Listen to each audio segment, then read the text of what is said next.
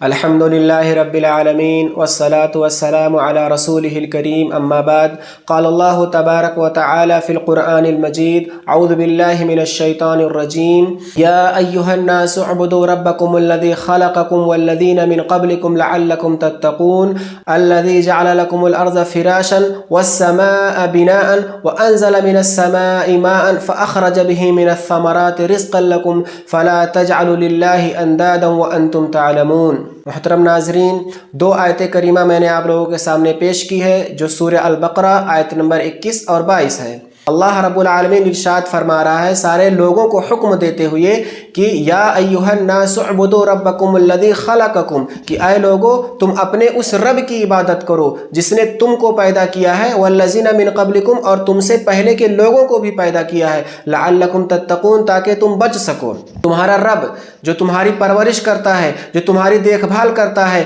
جو تمہارا خیال کرتا ہے، اور جس نے تم کو پیدا کیا ہے، وہ رب کون ہے؟ وہ رب کیا کرتا ہے؟ الذی جعل لکم الارض فراشا، جس نے تمہارے لیے زمین کو فرش بنایا ہے، والسماء بناء، اور آسمان کو چھت بنایا ہے، وانزل من السماء ماء، اور آسمان سے بارش کو نازل کرتا ہے، فاخرج به من الثمرات رزقا لکم، پھر اس بارش کے ذریعے وہ تمہارے لیے رزق کے طور پر پھل اگاتا ہے، پھل نکالتا ہے۔ فلا تجعلوا للہ اندادا، تو تم اللہ تبارک و تعالیٰ کے ساتھ دوسروں کو شریک نہ ٹھہراؤ، اللہ رب العالمین کے ساتھ دوسروں کو ساجھیدار نہ قرار دو، وانتم تعلمون، حالانکہ تم لوگ جانتے ہو، یعنی تمہیں پتہ ہے کہ تمہارا رب تمہاری پرورش کرنے والا، تمہاری دیکھ بھال کرنے والا، تمہیں پیدا کرنے والا،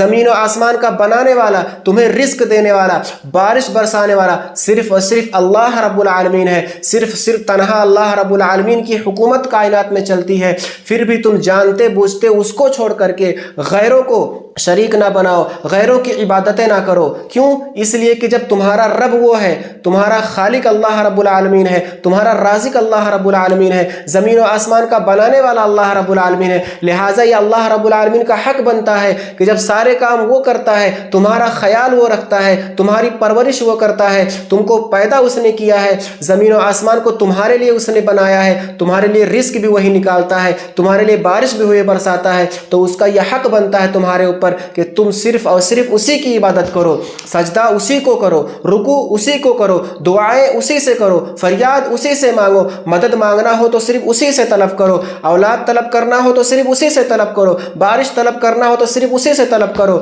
قربانی کرنا ہے تو صرف اور صرف اسی کو خوش کرنے کے لیے کرو، جتنی بھی عبادتیں ہیں ان تمام عبادتوں کو صرف اور صرف اسی کے لیے کرو، اس کی عبادتوں میں تم غیروں کو شریک نہ ٹھہراؤ، اس لیے کہ تم اس کی عبادت میں اگر غیروں کو شریک ٹھہراؤ گے تو گویا کہ تم اس کا حق چھین کر کے غیر کو دے رہے ہو۔ اس کا حق ہے کہ تم صرف اور صرف اسی کی عبادت کرو، لہٰذا ہمیں ضرورت اس بات کی ہے کہ ہم عبادت صرف اور صرف اللہ رب العالمین کی کریں اور اس کی عبادت میں کسی بھی غیر کو شریک نہ ٹھہرائیں۔ آخر میں اللہ تعالیٰ سے دعا ہے کہ اللہ تعالیٰ ہمیں صرف اور صرف اللہ رب العالمین کی عبادت کرنے کی توفیق دے اور غیروں کو اس کی عبادت میں شریک کرنے سے بچائے، شرک سے بچائے، آمین۔